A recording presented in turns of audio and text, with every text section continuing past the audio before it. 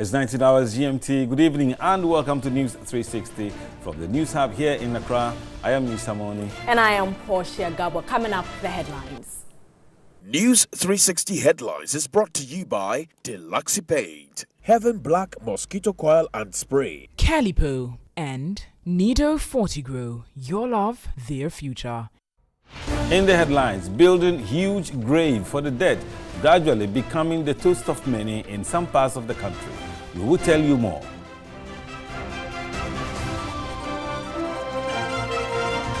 Oh, Christmas tree, how lovely are you? Well, we're not talking about branches here. We are talking about plastic bottles. We'll tell you the story about how a man in his own small way helps in recycling plastic waste into a Christmas tree.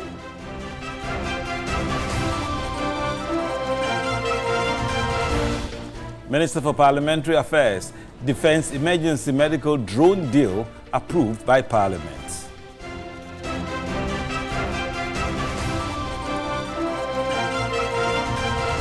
Coming up in Mission tonight, broken down culverts and bad roads impeding efforts at improving healthcare in the Central District of the Ashanti region. On the foreign front, British Prime Minister Theresa May accuses one of his predecessors, Tony Blair, of undermining Brexit talks by calling for another referendum.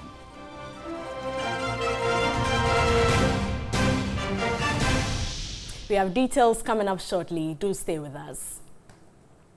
In our very first story, we'll tell you the story about how building huge graves for the dead is becoming the toast of many in some parts of the country. Society leaders say this is to remember legacies and keep memories intact.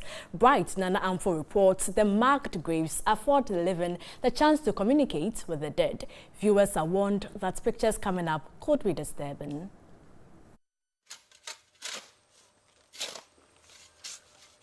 They start like this, a simple dugout, but slowly they develop into giant structures. They decorate roadsides, though sometimes they are left in the bushes unattended to.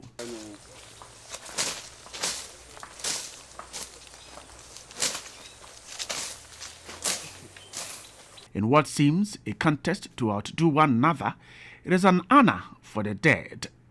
It is also to keep the memory of the dead. For many, honoring the departed is an obligation. Families must find resources to do this. It signifies respect for the dead, and also the belief that the dead lives even after departing this earth. We believe in, life after death. So, gone are the days when a chief dies and, the chief doesn't go alone. The servants will have to go with the chief. Utensils and all those things that makes him, the regalias and all those things that makes him a chief, they have to, include it so that at least the chief takes it to the next world. Or, as a sign of telling us that there is life after death. The Asantes believe in life after death, so are the Fantis and several other tribes across the country. In parts of Kumewu and Kwaman areas in the Ashanti region and Tano in the Bonaafu region, these gigantic graves virtually seem to decorate the skies. This is not only limited to these areas. In fact, my trips around the northern region and parts of the Volta and Greater Accra region show these graves are common. Sometimes, remembering great personalities who led very historic lives and were role models are done through erecting these huge and towering graves. This is the grave of the high-life music legend Thomas Frimpong, who died in 2013, right here at Kumewu in the Central Kumewu district. Now, for those who are interested in finding out the final resting place, and also for tourists who want to know where this great man is lying, this is where it is located.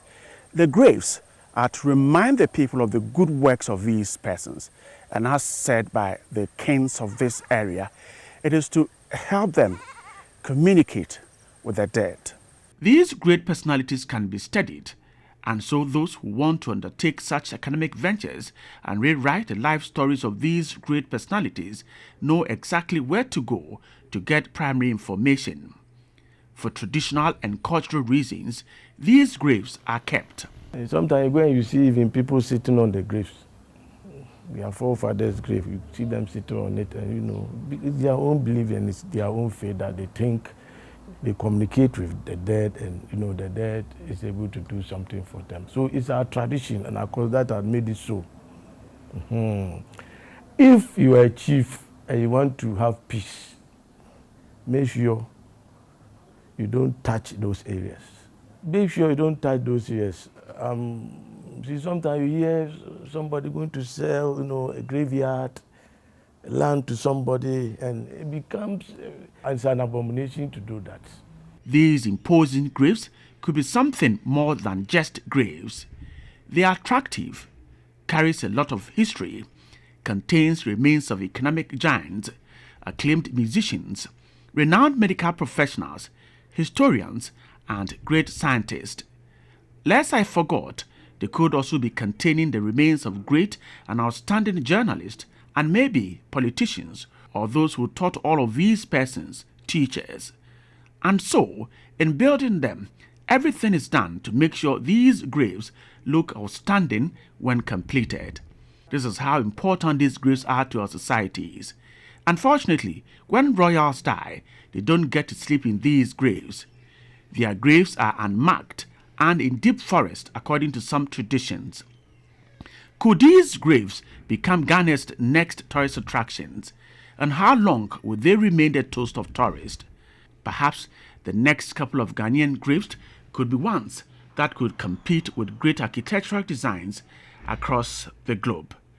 Very soon, this giant structure here will be completed, and it will add up to the number of very beautifully decorated graves in this part of the country.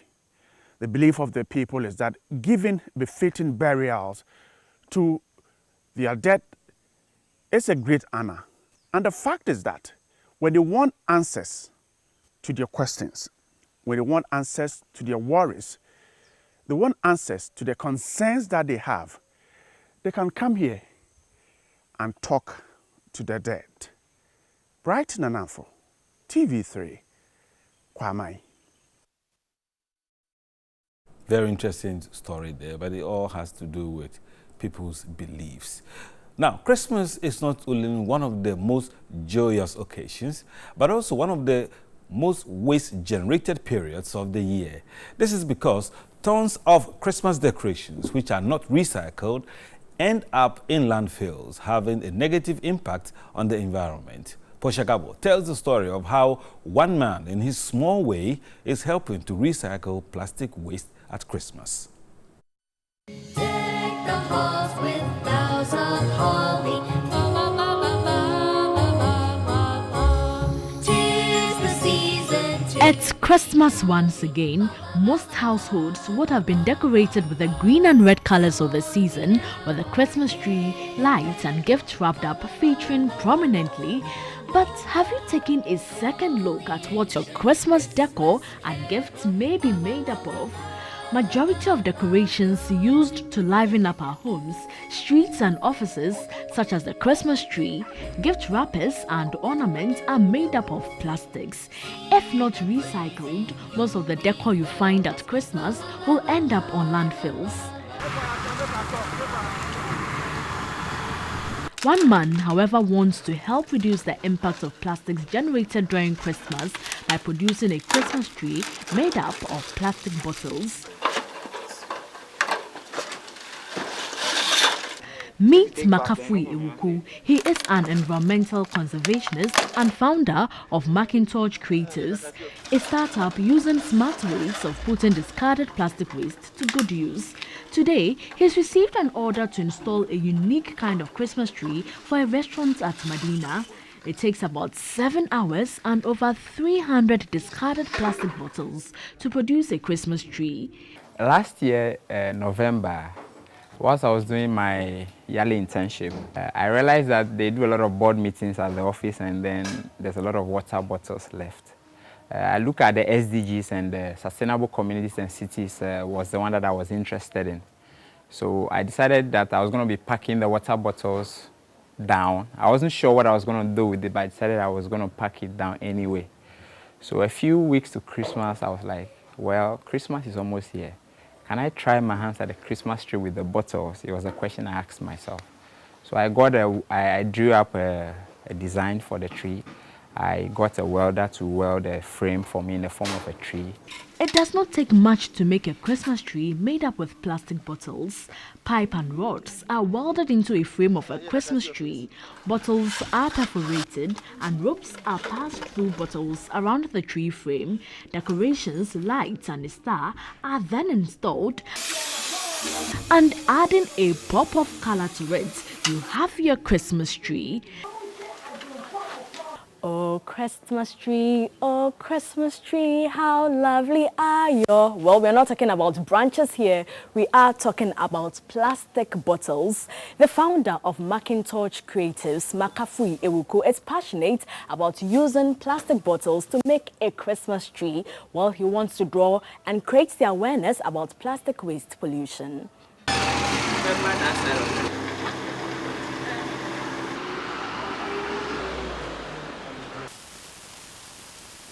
People were also surprised to see these things. It didn't really occur to me that someone could do this from a waste. So what happens to the bottles when Christmas is over? We let it hang around for a while because of the plastic bottles factor. And the aim is to influence people's behavior. So after some time, we uninstall it, we pack up the lights and everything. And the next Christmas, we install it again. So nothing that we use for this tree goes back into the environment. We use them for other artwork. So one of our visions is to have a tree, a moving Christmas tree, do like a road show. Everyone can help reduce, reuse and recycle plastic waste at Christmas, with Ghana naturally blessed with lots of trees and vegetation which look like Christmas trees. You too can also have an environmentally friendly Christmas by simply decorating them with lights. Whichever way you choose to decorate your home or office this Christmas, do have the environment in mind. Have an environmentally friendly Christmas. Poshigabo, TV3 News, Accra. In other news, the Accra Regional Police Command has intercepted 2,000 assorted inferior rice being rebagged for sale. 8 suspects were picked up during the operation conducted jointly with the Food and Drugs Authority and are currently assisting the police in further investigations. The swoop on Tuesday, December 11, followed a tip-off about the rebagging of fake rice into standard bags. According to the police, a surveillance was conducted in Okaishi where the alleged rebagging was ongoing. The team then swooped on the warehouse where 40-year-old Al-Hassan Husseini and Sumaila Sudik, 50, were found busily rebagging the inferior rice. They buy a low-cost or unknown brand in the market, then they go in search of known or high quality brand rice. They get the bags and repackage them into these well-known branded bags and sell it at the high cost price that's usually available in the market. The 2 suspects reportedly admitted to the offense in their caution statement to the police, adding that they have been in the business for the past 5 years. Al-Hassan and Sumaila later led the police to arrest their main distributor together with 5 other employees. All 8 suspects are being questioned by the police. So we all need to be very careful of the kind of things we buy from the markets. Consumers must be very careful whenever we are buying our bags of rice for the occasion. Meanwhile, the Food and Drugs Authority has begun investigations into the source and status of the rice. The head of communications at the Food and Drugs Authority, James Latte, explained how the ordinary person can identify the fake or rebagged rice on the markets. If you notice that where it's been stitched, you could see old holes apart from where the new stitches had come. That tells you that this rice had been opened and has been resealed. Secondly, if you notice that the thread that is used maybe at the mouth to seal it, the color is different from the thread that is at the base. That's another thing that should alert you that this could be a rebag rice. Another thing too is that if you notice that the bag has been fatigued, that is being reused, that should alert you that it could be a rebagged rice. Again, sometimes you see that there are double date markings. For instance, you see 2 manufacturing dates on it and 2 expiry dates on it. So these are some of the things that will alert the general public. The warehouse is currently locked and under police protection. Indeed, the era of fake rice is now here. Thanks to the FDA, we have found them out. You're watching News 360, and some footbridges, which were washed away by recent downpours in the Ashanti region, have been reconstructed to ease movement and protect lives. Other collapsed bridges are, however, yet to be reconstructed, though timelines by local assemblies to fix their bridges have elapsed. Ibrahim Abubakar reports.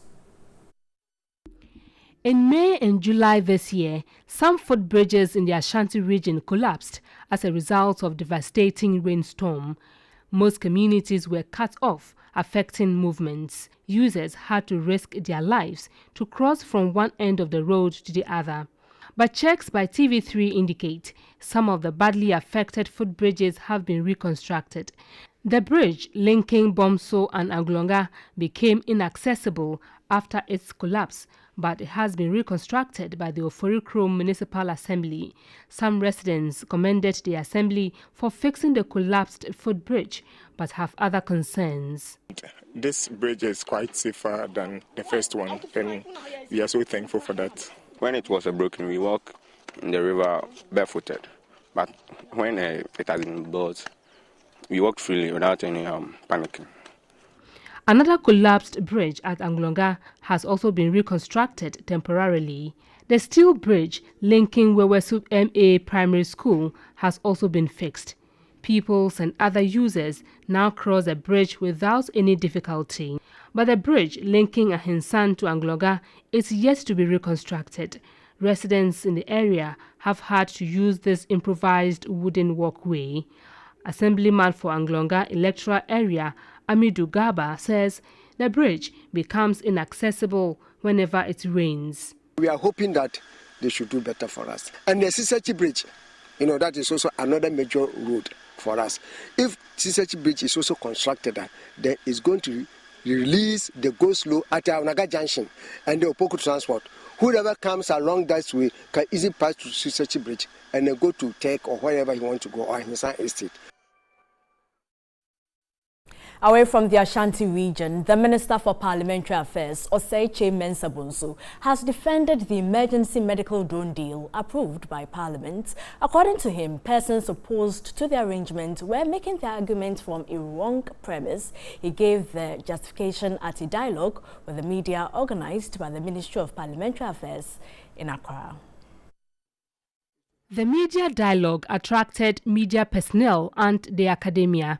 The forum was to help interrogate the performance of Ghana's 4th Republican Parliament since 1993 with a view to identifying the strengths and weaknesses of the institution for the consolidation of democracy. Parliament sometimes doesn't open up. In fact, one of the issues is that committee deliberations are still closed. That does not promote, in our view, transparency of all Parliament's businesses. Acting Chief Director of the Ministry of Parliamentary Affairs, Dr. Evans Agri-Dakon, said the ministry recognizes the role of the media in deepening inclusiveness in a participatory democracy. The Minister for Parliamentary Affairs, Oseiche Mensah-Bonsu, defended the recently approved agreement between government and Zipline Ghana Limited for drones to be used to deliver emergency health products. This whole business is predicated on what happened when the central medical stores got burnt. We all know what happened. And the nation lost over $200 million. The emphasis now is to localize Let's go down the districts. Let's not stock one central place and allow people to pilfer and steal, and then thereafter go and burn the whole edifice down so that we lose so much as a nation. I'm not only convinced, but I'm persuaded that this enterprise is worth pursuing. It will be recalled that the minority in Parliament opposed the approval of the agreement, raising concerns of the country being ripped off, arguing there was no value for money. On the Right to Information Bill, Oseche Mensah Bonsu explained that a significant amount of work had already been done and is likely to be passed in this session of Parliament or the next one. Minority Leader Haruna Idrisu also lauded the media for their watchdog role and their efforts at ensuring inclusiveness. Report on petroleum revenue and petroleum expenditure. You must help this country so that we bring some discipline to how petroleum resources are being dispersed in this country. I mean, if you see annually what goes out, annual budget funding amount, yet we cannot point, and I'm not talking about MPP, even under NDC, we should be able to point concrete outcomes of the expenditure relative to revenue. The media dialogue was on the theme interrogating Parliament's contribution to the consolidation of Ghana's democracy thus far, the perspective of the media. And more than 30 manufacturers of agricultural products have been taken through training on quality management systems under the International Standards Organization certifications at Bon in the Lower Manya district of the Eastern region. The program, under the auspices of the Ghana Standards Authority, was organized by GIZ, a German non-governmental organization. Here is a report by Yvonne Nikwe. The three ISO standards are specific focused. The ISO 9001 is on total quality management system. ISO 4501 focuses on operational health and safety, whilst ISO 22000 deals with food safety management systems. Participating companies are expected to improve on their value chain to meet export quality and have products certified. An official from the Ghana Standard Authority, Emmanuel Asare, outlined gains manufacturers stand to benefit if they meet ISO certifications. Most companies that have been able to apply themselves to that are able to attest to the fact that there's some kind of sustenance in terms of their markets. They are also able to use that as a trump card to enter into other foreign markets. There's effectiveness in terms of their operations, resource allocation, and then everybody is also made to feel a part of the organization, knowing very well that whatever they contribute inures to the benefit of the organization. The head of the GIZ Market Agriculture Oriented Program, Dr. Elk Stampf, explained his role in promoting production quality and safety along the value chain among the private sector and providing the necessary information for political decision makers for the public sector. Over the last years, we put the focus very much on the processing side of the value chains, on the enterprises, because they are the entry point for each and everything when you work along the value chain. Of course, they need a very good production in quantity and quality, but then they have to also adhere to other standards. Some participants shared their views on the program. It's the best for every company or organization to be part of it because it's going to help you to organize your process very well. It's kind of giving you a wide experience where you can sell or you'll be able to enter into other markets that you want to get to. The GIZ program is a wonderful program because it will not only help me in improving the manufacturing standards of my product, but it will also help open an external or export market for my product. This is the third project GIZ is embarking on, but the first solely for local manufacturers in the country. 70% of fraud cases in the banking industry, according to the Bank of Ghana, are said to be perpetuated by staff members of financial institutions. Managing Director of Cal Bank, Frank Edu Jr., disclosing this at a Thanksgiving service of the bank in Accra, warned staff of the bank no one would be shielded if found to be engaged in any fraudulent deal.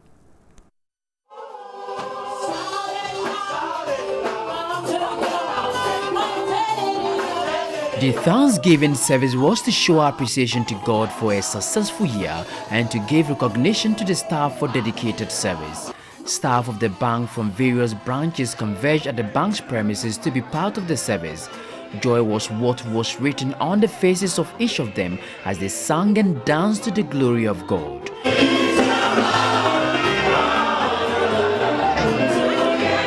Managing Director of Carl Bank, Frank D. Jr., said the bank has met the Bank of Ghana's minimum capital requirement and thanked the staff for efforts put in to achieve this feat. We had a lot of headwinds in 2018.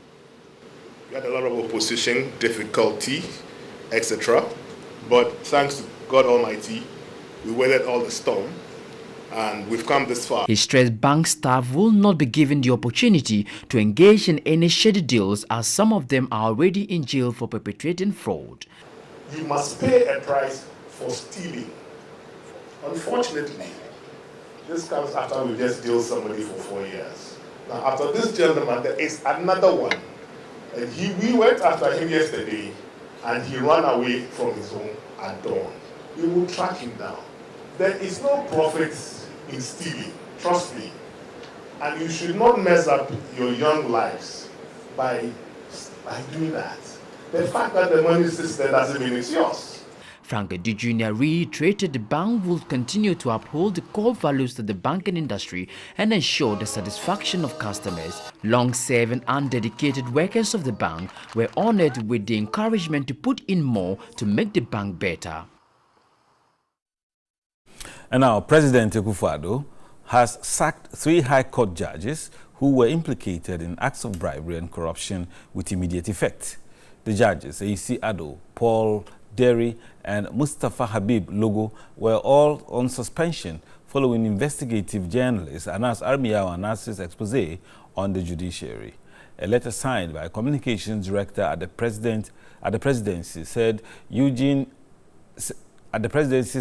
the dismissal was occasioned by recommendations of a committee established by the Chief Justice, Justice Sofa Ekufo, to investigate a complaint lodged by Anas Armiyawa Anas against the 3 judges. President Akufo-Addo has also directed that a copy of the committee's report be submitted to the Criminal Investigations Department of the Ghana Police Service for requisite action to be taken. NEWS360 is also live on channel 279 on DSTV. We'll return shortly with Mission.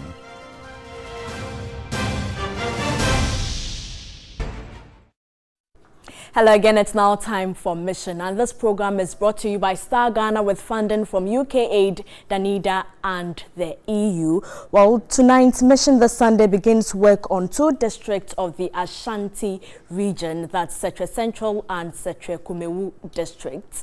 Well, the exposition starts with uncovering the challenges with education, health and gender. We begin from health sector.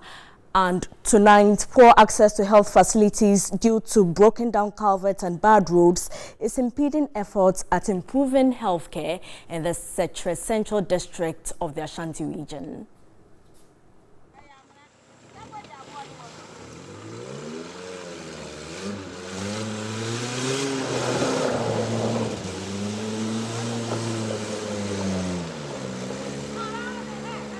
This is the ordeal of drivers. Many dread plying the route. This is one of the many cars that ply the stretch. These are kind of specialized vehicles because they have learned to use this side of a road. Now, it has to wade through the water, and because it is quite heavier compared to the smaller taxi cabs, it is able to go. But even here, this is the situation. It just got locked up somewhere, and it is struggling very hard to go through the water that has collected here.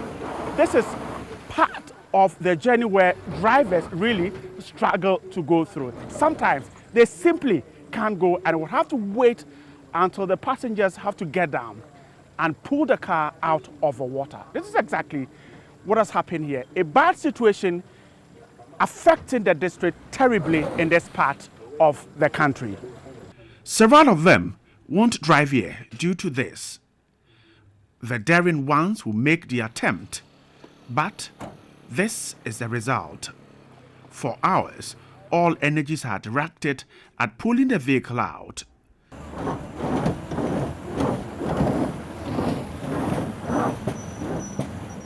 So after several efforts to get the car out where it is stuck, the driver has given up and is now looking for another option to get the vehicle out. The engine is still on just to ensure that water does not get into the exhaust and into the engine. Now, we're trying to find out how we can use another car, bring it to the bank of the river and pull this vehicle out here. It's a terrible situation here, and this is what drivers go through here all the time, because this culvert that got broken after it was constructed has posed several problems for the people who live in this part of the district. There's a total cutoff of residents of Birim and beyond to the other side of the district. But attempts after attempts are not successful.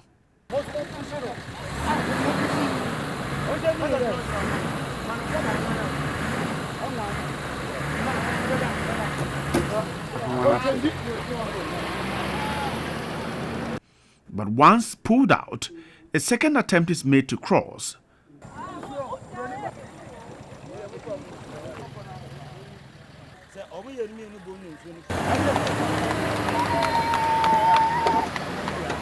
This time, successful.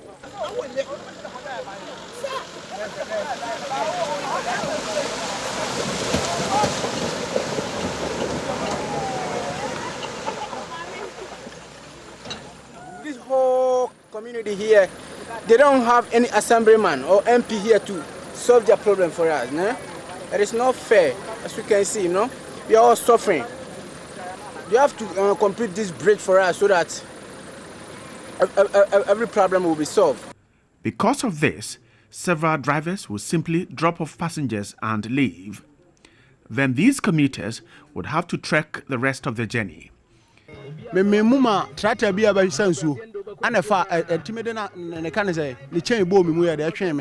I got stuck here once and the tractor had to pull me out. Please help us get the culvert built. Residents of communities including Chiesu, Jeduakon, Atonso and Birim suffer this ordeal daily. The culvert was to link residents to Nsuta and beyond. Farmers produce in large quantities, but they end up here unable to get to Nsuta. Sometimes when drivers dare to go and pick foodstuff, high transport fares scare off traders. The river Beni gets flooded and cuts off people living across the river. Healthcare is the most affected. Hospital and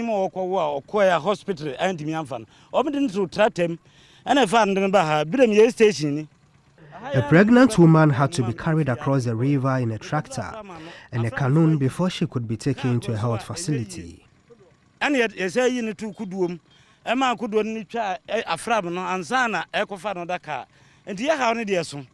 District Health Service is frustrated in ensuring service delivery at hard-to-reach areas. About 70% to 80% of all the facilities are concentrated around the capital, the district capital, which forms the nucleus of the district. And so health service delivery is basically concentrated here. And accessibility is a problem for us as health staff going there. Personnel have, however, devised means of at least providing some help during these times. We make sure that before the raining season, we resource these facilities with medicines, with non-drug consumables, with other logistics that they need, so that when we are not able to go there, they can actually fall on those resources that they have to be able to deliver. The stretch from Nsuta to Birim now takes several hours to ply. The culvert is said to have been awarded to a contractor some 6 months ago. It caved in right after completion. Thus, the already terrible situation of commuters on the stretch is compounded. The assembly can no longer fund reconstruction, and so residents now suffer the drudgery when using that stretch. The Assembly says it is pursuing the Roads Ministry to get this fixed. We did it once in our own resources, but it collapsed again. That's about the third time we've lost what is done. So that one too, the federal roads engineer came, documentations on it has been done, it has been sent to the minister, and we are still following up. Surveying work and the quantities and all those things that have been done by the federal roads. In fact, a copy has sent to the minister. I have also sent a copy to the minister, and we are talking about it to make sure contractors will come on site. Because if it's not done and it starts raining again, that will be another. If I should show you videos of community complaining, and even I myself, but a lot of our products come from that section of our district. And if they are cut off during the rain season, what we're saying is that we should allow their crops to get rot. The Assembly is sure the economy of Secretariat Central will see a massive boost if this culvert and several other bridges are constructed. This, the Assembly says, is beyond its capability and wants assistance from central government. Bright Nanamfo, TV3. The Setre Kumewu district, over 120 pupils of Domasi Primary School study in a very poor environment. 6 classes are served by only 2 rooms. Others study under trees. Bright Nana Amfo reports the plight of the school has touched the hearts of a new district director of education who has pledged to adopt the school and help build a new block for pupils. 224, 236, 236, 248, 248. Young ones learning under difficult conditions. Making early child learning environment attractive is known to draw children closer to school. But this is entirely different here. 212, 24, 212, 24. Look for here. Domasi has only 2 rooms. A third, which is an office, has been converted into Class 2. Class 1 sits under this shed, and KG2 pupils have lessons here.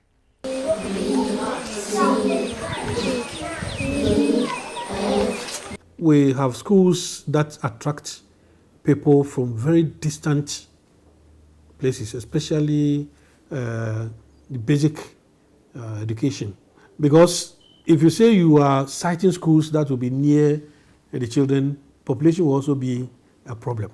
Domasi is one. I travel beyond Domasi, and where I go to find out where some of the children are traveling to attend school at Domasi, in fact, I actually didn't like it. Their juniors, KG1, are therefore compelled to sit under this mango tree. Having lessons under this is a challenge. These are children of settler farmers. Their parents work hard to provide food for urban centers. This is the education the state can offer to their children. What I did was to find out along that track where maybe a school can be located. Fortunately, I located one area. Though the DCE had already told me about another location. So we are actually partnering the assembly to look at this.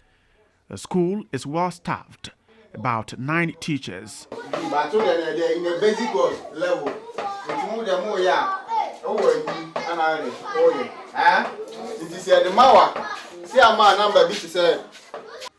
all of them trek from Bodumasi daily, about 45 minutes walk. If I one early morning, I was there to give them some few furniture that I had from one school.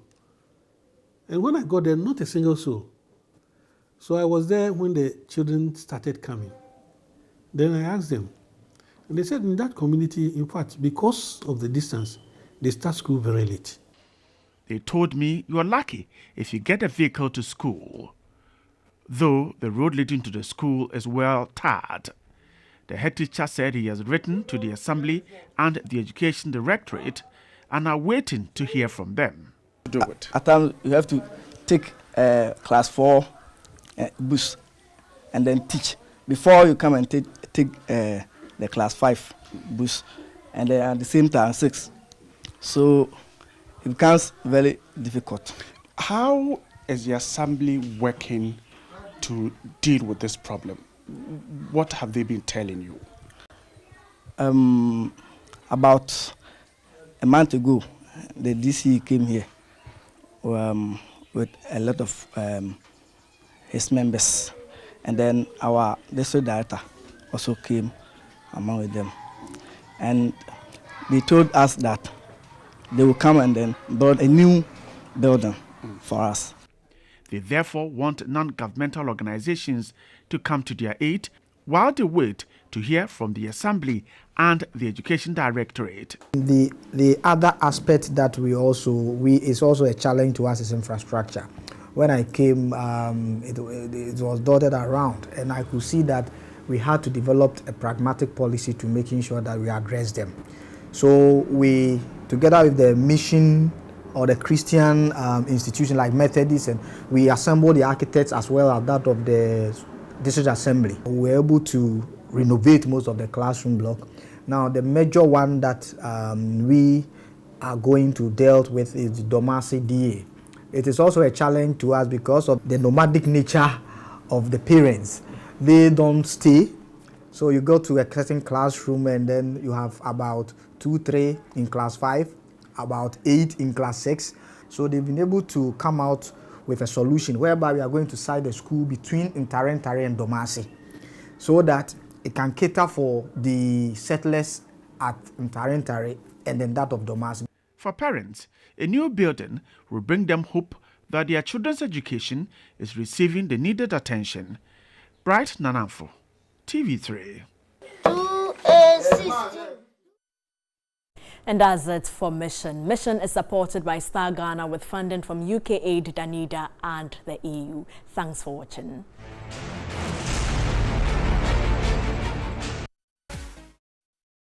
The maiden edition of Tidium Laudamus concert witnessed electrifying performances that left lasting memories on patrons. Gracing the stage was acclaimed keyboardist, music instructor and talented kids judge Benedict Yati.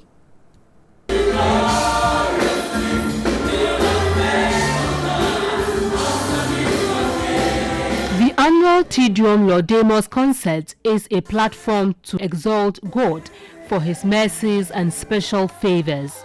Sharing the stage was soloist Franklina Jima.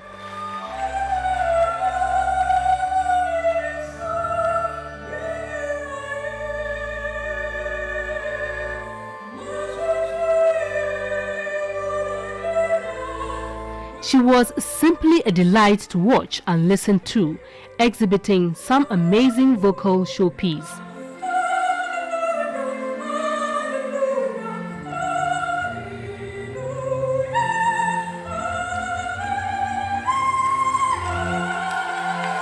Making a special appearance was the man of many parts, Benedict Yati. He showcased brilliance on the keyboard. The music instructor then switched task to connect. Showing versatility, the acclaimed instrumentalist again exhibited a bit of his singing prowess.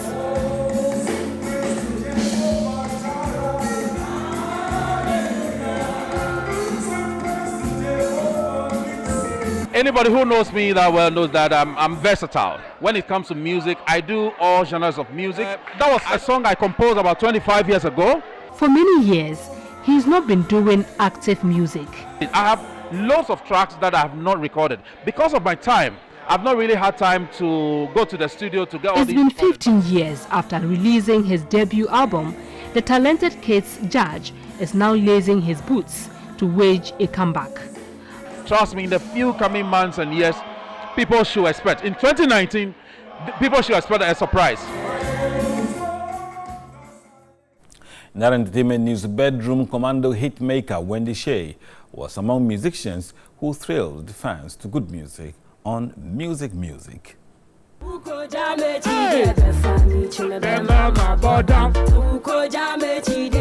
Everybody now, let's go! 1, 2, 3, let's go! Baby fire, squeeze my tomato. Oh baby. Music is back with a bigger dose of excitement and entertainment.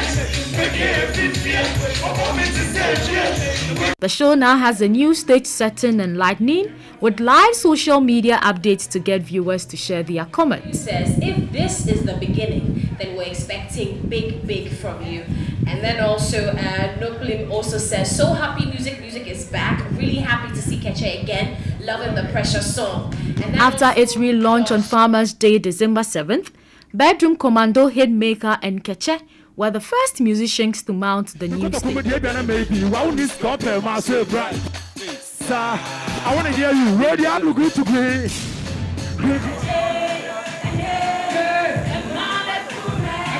It's definitely massive, and it reminds me of my childhood because we always used to sit down every Saturday and then watch music. It's big, it's really big. So yeah, I'm definitely honored to be here on the stage performing for music. Keep your television channel on TV3 for fun and thrilling moments this Christmas season. And that's it for this edition of News 360 from the News Hub here in Accra. I am Isa Moni. And I am Portia Gabo. Coming up as celebrations.